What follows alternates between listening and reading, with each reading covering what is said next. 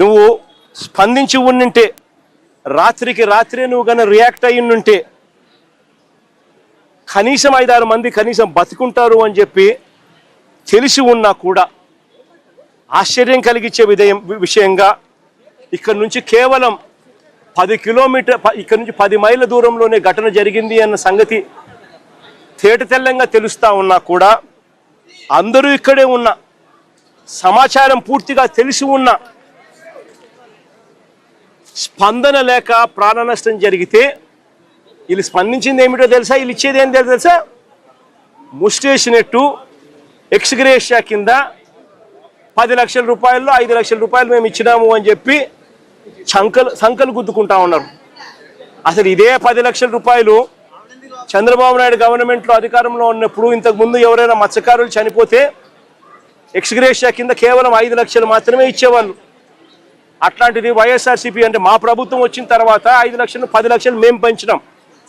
అంటే ఎవరు చనిపోయినా కూడా, వేటకు వెళ్ళి ఎవరు చనిపోయినా కూడా ఆ మత్స్యకారుల కుటుంబం ఆవేదనకు లోనవుతుంది. వాళ్ళ కుటుంబాన్ని చూసుకునేవాడు ఎవడు ఉండడు. ఆ కుటుంబానికి అండగా ఉండాలని చెప్పి మానవతా దృక్పథంతో ఆ రోజు మా ప్రభుత్వం అంటే వైఎస్ఆర్సీపీ ప్రభుత్వ హయాంలో 5 లక్షలు 10 లక్షలు పెంచింది.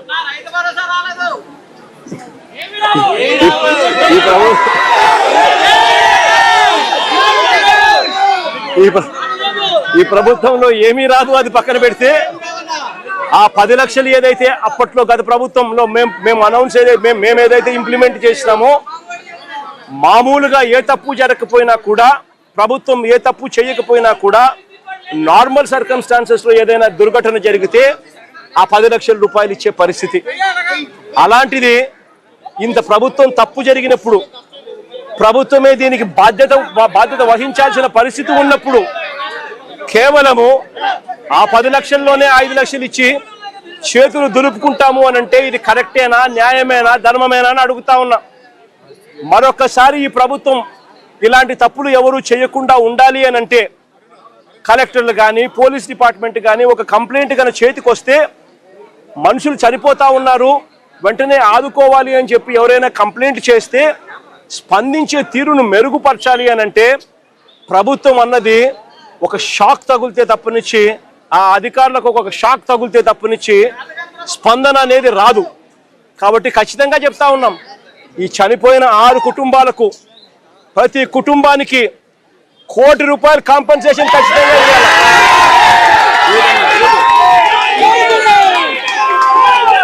సిండ్రా బాధిత కుటుంబంతో కలిపి 7 మందికి ఖచ్చితంగా ₹1 కోటి ప్రతి ఒక్కరికి ఇచ్చే కార్యక్రమం జరగాల. ఇదే కాదు ఖచ్చితంగా బోటు కూడా, కొత్త బోటు కూడా, వీళ్ళు ఏదైతే బోటు పోగొట్టుకున్నారో కొత్త బోటు కూడా తీపిచ్చాల. కనీసం ఈ మాదిరిగా ప్రభుత్వం అన్నది షాక్ తగిలితే తప్పనిచ్చి కనీసం రేపు పొద్దున అధికారులు అనే వాళ్ళు ఎవరైనా కూడా ఏదైనా కంప్లైంట్ వస్తే ఇంత సివియర్గా రామిఫికేషన్స్ ఉంటాయి, ఇంత సివియర్గా పెనాల్టీస్ ఉంటాయి. కాబట్టి ఖచ్చితంగా ప్రభుత్వం తప్పిదం అనేది ఉండకూడదు అని జాగ్రత్తలు పడతారు. ఎవరైనా కూడా కంప్లైంట్ ఇస్తే వెంటనే పరిగెత్తి వాళ్ళకు సహాయం చేసే కార్యక్రమం జరుగుతుంది. ప్రభుత్వం అన్నది రోల్ మోడల్ గా ఉండాలి. ప్రభుత్వం అన్నది తప్పు చేసే ప్రభుత్వంగా ఉండకూడదు. కాబట్టి ఇలాంటి ఖచ్చితమైన కాంపెన్సేషన్స్ ఖచ్చితంగా ఇవ్వాలని ఈ రాష్ట్ర ప్రభుత్వాన్ని గట్టిగా డిమాండ్ చేస్తా ఉన్నాం. నేను ఇంకొకటి కూడా చెప్తా ఉన్నా, ఈ ప్రభుత్వం కనీసం వీళ్ళని చూడడానికి ఇంటికి కూడా రాలా. కనీసం ఆమెలకు కూడా మానవత్వం కూడా లేని ఈ ప్రభుత్వం. నేను ఇళ్ళల్లో ఈ కుటుంబ సభ్యులకు అందరికీ కూడా ఒకటే చెప్తా ఉన్నా, ఈ చెల్లికి చెప్తా ఉన్నాను, ఈ తల్లికి చెప్తా ఉన్నాను, చిన్నాకు చెప్తా ఉన్నాను, ఈ ప్రభుత్వము స్పందించకపోయినా కూడా ఎవరు భయపడకండి, బాధపడకండి. కళ్ళు మూసుకొని కళ్ళు తెరిచేసరికి 3 ఏళ్ళు అయిపోతాయి. ఆ తర్వాత మన ప్రభుత్వం వస్తుంది. మన ప్రభుత్వం వచ్చిన 1 నెలలోపే ఈ ప్రభుత్వం ఇవ్వకపోయినా జగనన్న ప్రభుత్వం ఈ కుటుంబాలకు తోడుగా ఉండి 1 నెలలోపే మేలు చేస్తుందని కూడా చెప్తా ఉన్నాను.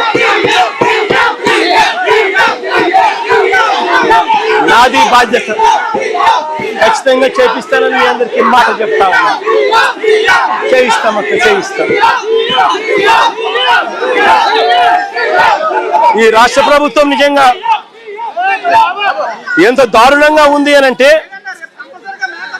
నిజంగా ఈ రాష్ట్ర ప్రభుత్వం ఎంత దారుణంగా స్పందిస్తా ఉంది అనంటే నేను కొన్ని ఉదాహరణలు చెప్తాను. ఒకసారి గత ప్రభుత్వానికి అంటే వైఎస్ఆర్సీపీ ప్రభుత్వంలో ఇలాంటి ఘటనలు జరిగినప్పుడు గతంలో వైఎస్ఆర్సీపీ ప్రభుత్వం ఎలా పలికింది, ఇప్పుడు చంద్రబాబు నాయుడు గారి ప్రభుత్వం ఎలా పలుకుతా ఉంది అని ప్రతి మత్స్యకార సోదరుడు, ప్రతి మత్స్యకార కుటుంబం, ప్రతి పేదవాడు కూడా ఆలోచన చేయాలి. 2023 నవంబర్లో విశాఖ ఫిషింగ్ హార్బర్లో అగ్ని ప్రమాదం జరిగినప్పుడు 49 బోట్లు ఇక్కడే విశాఖపట్నంలోనే కాలిపోతే పలికింది ఎవరో తెలుసా? మీ జగనన్న ప్రభుత్వం. ఏకంగా వెంటనే 80% ఆ బోటు విలువలో 80% విలువ కట్టి 7,11,00,000 రూపాయలు వెంటనే వాళ్ళకి రిలీజ్ చేసినాం ఆ రోజు 2023 నవంబర్లో. ఇది ఒకటే కాకుండా సుమారుగా 400 మంది మత్స్యకార కార్మికులకు, హమాలీలకు, చిన్న వ్యాపారులకు అదే ఘటనలో ఒక్కొక్కరికి 10,000 రూపాయలు చొప్పున 400 మంది మత్స్యకార కుటుంబాలకు కూడా ఈ మాదిరిగానే మేలు అదే రోజే జరిగింది.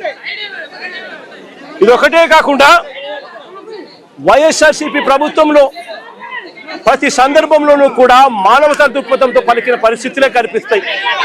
2018లో నా పాదయాత్ర జరుగుతూ ఉన్నప్పుడు 22 మంది మత్స్యకారులు పాకిస్తాన్లో నిర్బంధించారు.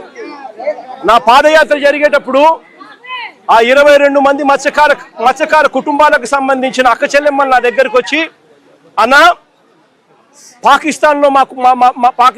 పాకిస్తాన్లో మా మొగుళ్ళందరూ కూడా ఇరుక్కొని పోయినారన్నా, వేటకు పోయిన పరిస్థితుల్లో పాకిస్తాన్ జైళ్ళల్లో ఈరోజు నలుగుతా ఉన్నారన్నా అని చెప్పి ఆ కుటుంబ సభ్యులు నాకు చెబితే 2018లో జరిగితే ఇది పాదయాత్ర జరుగుతూ ఉన్నప్పుడు నేను ఆ అక్క చెల్లెమ్మలకు మాటిచ్చిన, మన ప్రభుత్వం అధికారంలోకి వచ్చిన తర్వాత మీ వాళ్ళను ఖచ్చితంగా తీసుకొని వస్తాము అని చెప్పి. అధికారంలోకి వచ్చిన తర్వాత కేంద్ర ప్రభుత్వంతో మనం దౌత్యం జరిపించి 2020 జనవరి 5వ తారీఖున ఆ 22 మంది మత్స్యకారులను అక్కడి నుంచి విడుదల చేయించి రాష్ట్ర ప్రభుత్వం మళ్ళీ ఇక్కడికి తీసుకొచ్చింది. తీసుకురావడమే కాకుండా వాళ్ళ ప్రతి కుటుంబానికి కూడా ఒక 5 లక్షల రూపాయలు ప్రతి ఒక్కరికి చేతిలో పెట్టి మరి వాళ్ళకు